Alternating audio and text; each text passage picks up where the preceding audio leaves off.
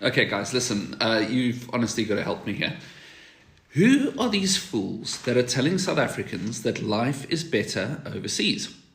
Just today, my wife's car wasn't starting well, so we went to this local place, and to get the battery changed.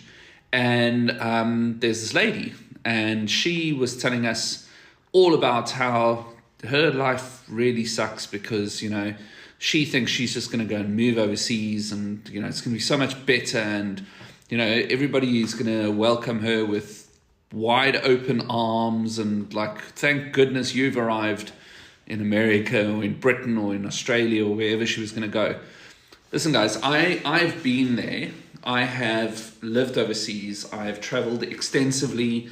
I've done all of that. And for any of you that have got this thing in your head that it is so much better overseas, right? You are completely wrong. And if you've got fellow South African friends that are telling you how much better it is and blah, blah, blah, blah, blah, they are probably over-exaggerating, because what they're not telling you is the cost of living overseas. Do you know, living in places like, California, I lived in California for a bit, a raw chicken costs $12 in one of those supermarkets. $12 for a chicken, raw chicken, right? The cost of living overseas is insane. And if you were to take, the kind of life that you have here in South Africa, and you're trying to replicate that over there, you almost certainly would not be able to afford it. Almost certainly. It is tough out there, guys.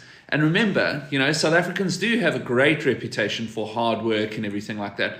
But that's because we're willing to start at the bottom when we leave our country, right? The amounts of South Africans out there that are they're living in a tiny, tiny little cooped up place, often in a country that has either got deadly everything, Australia, or no sun, England, right? Or all of the above and some extra, in America. I mean, there's no yellow brick road, guys. You got to understand that wherever you go, you are going to have to graft, and you're going to have to do stuff that you would never do in South Africa. You're going to have to wash your own clothes, right? You're going to have to do all that kind of stuff that right now is not something that you necessarily do. I know there are some of you, before you jump down my throat, that actually do your own housework and all that kind of stuff. But guys, it is real out there. You got to put your own petrol in, literally. Can you believe that? Like, I still freak out now coming back to South Africa when somebody comes to my window and says, "Can I put your petrol in?" I was like, well, hold on, isn't that my job? It is not better out there. And also, let me just tell you, from a business point of view, from a opportunity point of view, I think a lot of people need to just get over the excuses. Like, stop blaming BEE and stop blaming being this color or that color and white monopoly capital. I mean, for God's sakes, those guys all operate on a different level to you, right? The thing that bothers you the most, you are not in that game. You are not even near that game. That game is not something that you get to play. If it bothers you, you are not in that game, right? And the reason is because all the big headline things that everyone's always fighting about and everyone's always arguing about, there's some rich people that are playing chess up there, right? And the rest of us are getting involved, but we're watching the game from afar. We're like spectators, and we get really angry about our team. Like football supporters, basically, we are. We're not on that field. We're not the ones kicking around, right? But we're happy to stand in the grounds and say, yeah, man, if that guy could only defend better, everything would go better, and if only we could afford this player, then, everything would be better with our team. It just doesn't work that way. So my advice to you guys, and also to those guys that are just handing out the overseas is better propaganda, let me just tell you, South Africa is chock-a-block full of opportunity if you know where to look, right? if you start ignoring all the stuff that's going on up there, you know, all the big political stuff and everything like that, and you just look around you, you know, things can change. It's amazing because, you know, it just reminds me of a comment that I left for a really awesome little post that was in the comments in one of my other posts, where this person, I'm not sure if they were male or female, but they said they started a cleaning company, and the big problem is that they don't have capital to be able to, you know, afford the vacuum cleaners and bits and pieces that you need. And do you know, that was indicative to me of why we need to start sharing information with each other, why we need to be acting like one team in South Africa, white, black, colored, Indian, whoever you are, just one team.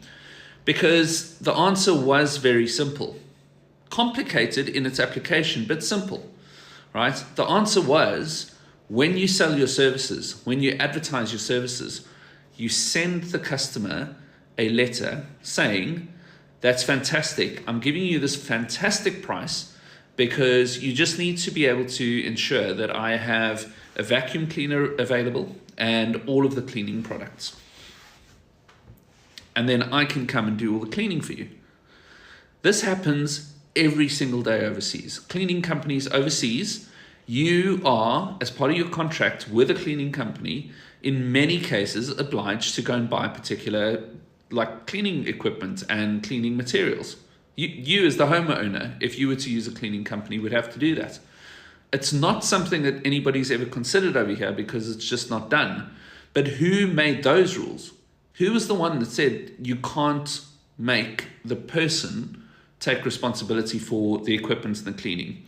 What that means is that theoretically, for a cleaning company, if you wanted to really make more money than your average cleaner, theoretically what you need to do is you need to use some of these free tools, you know, like the previous post with the website, and, you know, use ChatGPT, the free ones, or Quen, like I said yesterday, you know, to give you some guidance. But then actually in reality, all you need to do is you need to go and spend 150 to 200 Rand, if that, on a branded shirt. Get yourself a logo in Canva, which is free. Once again, you can use free tools there, and get that logo downloaded onto your phone, send it over to the printing company and get one shirt done. So when you pitch up to work, right, you're branded, like this over here, you're branded, right? Immediately, you are different from 99.9% of the other service providers in your sector, right? And it doesn't matter how many there are. It doesn't matter how cluttered or, you know, how full that competitive market is. You are not playing in that game anymore. You're playing in a slightly different game because you're branded.